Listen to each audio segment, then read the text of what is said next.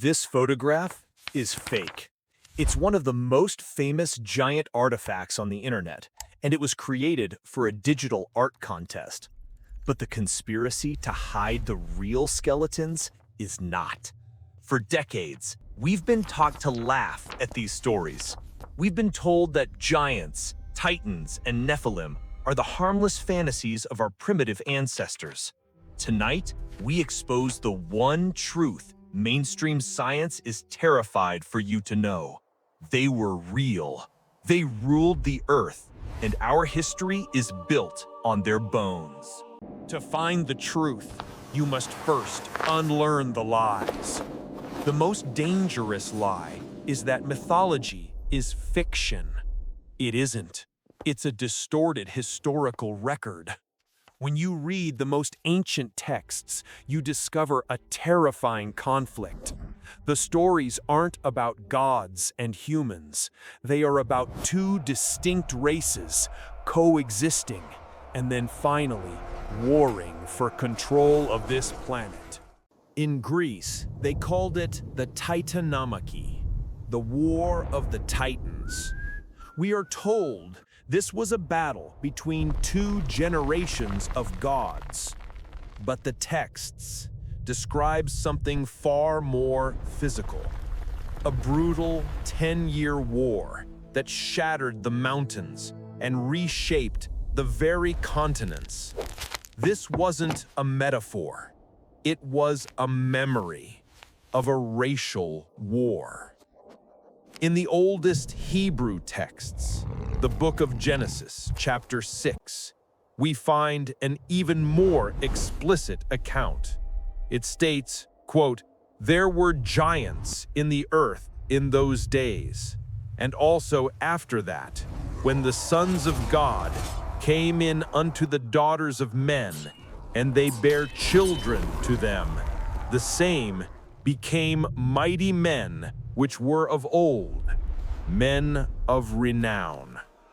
The text doesn't say angels. It doesn't say spirits. It describes the Nephilim. It's a word that scholars have debated for centuries, but its root meaning is simple: the fallen ones. A different race, a fallen race that interbred with humans. This isn't an isolated story. This is the global record. In Norse mythology, the gods of Asgard didn't fight other gods. They fought the Jotun, the frost giants of Jotunheim.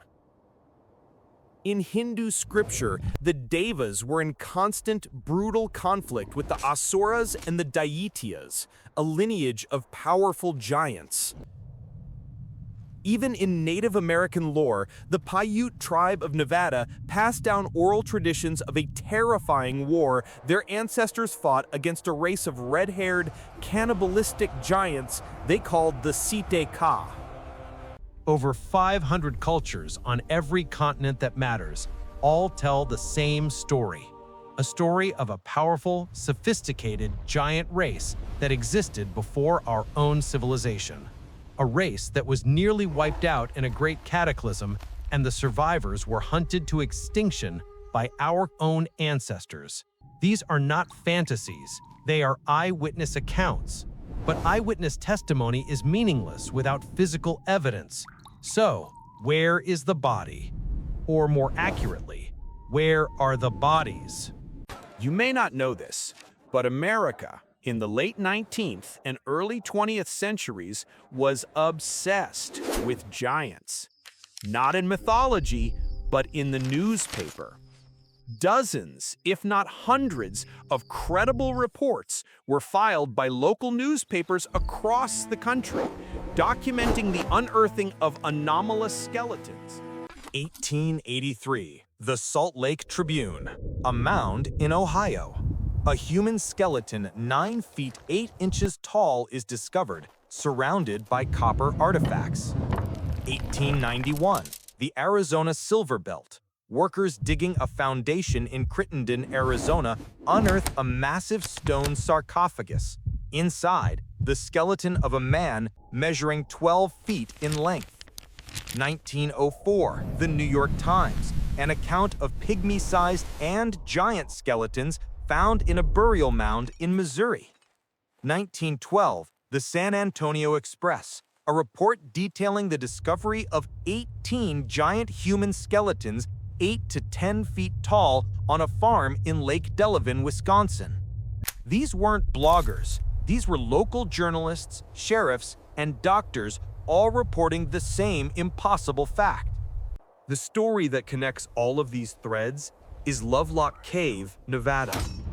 The oral traditions of the local Paiute tribe insisted that their ancestors had fought a final, brutal battle against the last of the Site-Ka, the red-haired giants, trapping them in this very cave and setting a massive fire at its mouth to asphyxiate them. It was considered a campfire story until 1911. Miners digging for bat guano in Lovelock Cave began finding artifacts, and then bones. In 1924, archaeologists finally arrived, and what they found was disturbing. According to the original field notes, they excavated multiple skeletons described as unusually tall. They found artifacts like sandals that were enormous, over 15 inches long. They even found tufts of human hair, distinctly red in color, preserved in the dry dust of the cave. We are digging up truths that have been intentionally buried. If you believe this history deserves to be told, and you want to join this search for the truth, hit that subscribe button. Don't let this knowledge be hidden again. So, what happened to these 12-foot skeletons from Arizona? What happened to the 9-foot skeletons from Wisconsin? What happened to the giant red-haired remains from Lovelock Cave? This is where the story gets dark. In almost every single one of these newspaper accounts, a single name appears at the end of the story. The remains were shipped to the Smithsonian Institution for further study. And from that moment, they were never seen again. The official explanation from mainstream science? It's simple, and it's insulting. They say every single one of these reports was a hoax, or a misidentification of a mammoth bone. Or, in their most scientific explanation, they claim these were just isolated tragic cases of gigantism or acromegaly.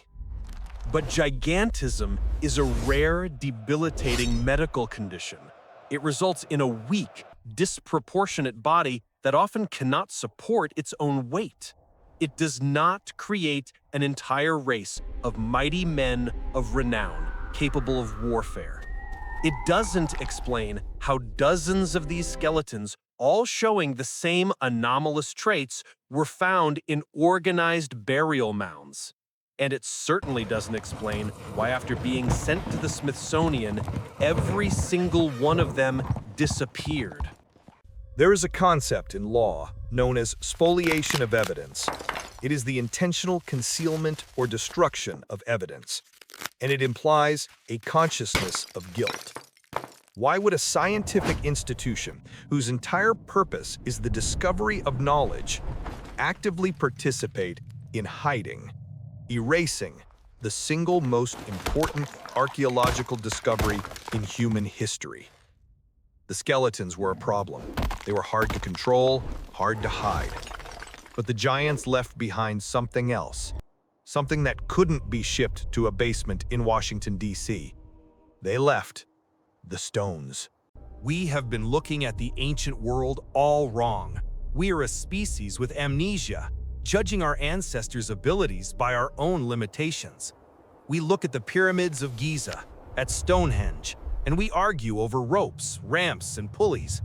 We pat ourselves on the back for solving the mystery, concluding that primitive humans with enough time and manpower could have done it. But then, you go to Baalbek in Lebanon.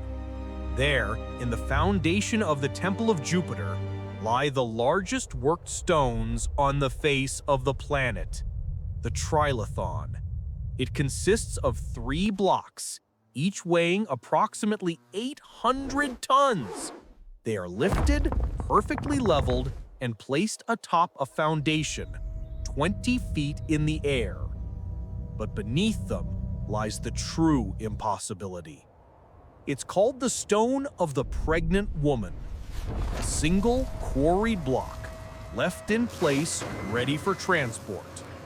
It weighs over 1,200 tons.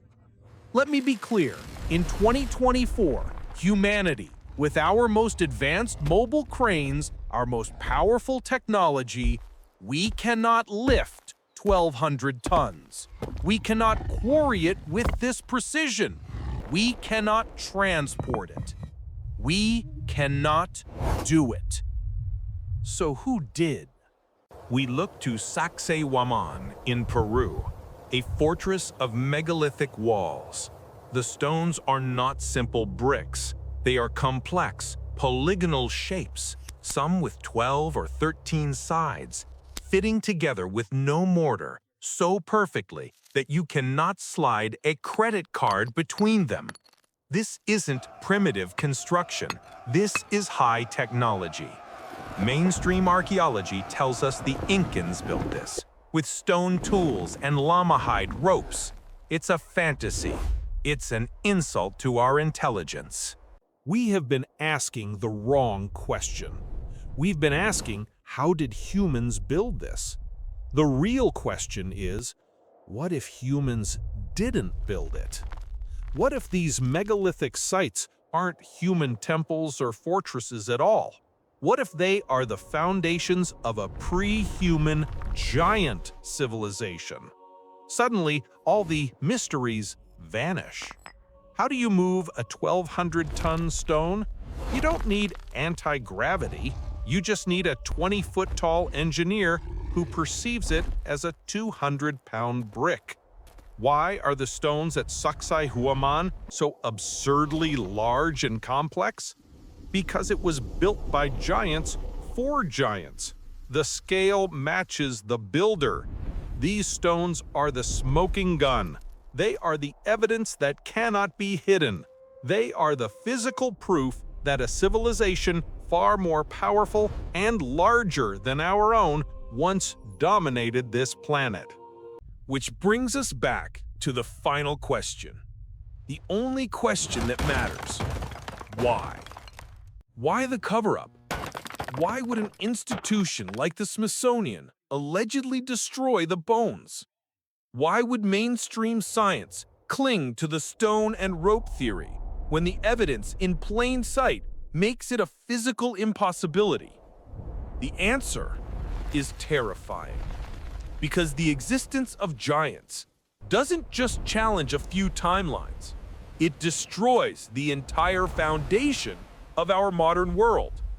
The Darwinian heresy, the entire theory of linear evolution, the idea that we are the apex, the pinnacle of a slow, steady climb from ape to man, is completely obliterated.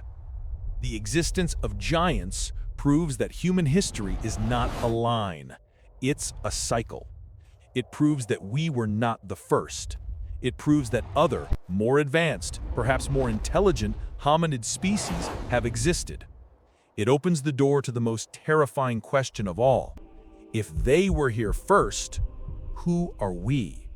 Are we the survivors or the replacements? The theological catastrophe. If giants are real, if the Nephilim were real, then what else in those ancient texts is real?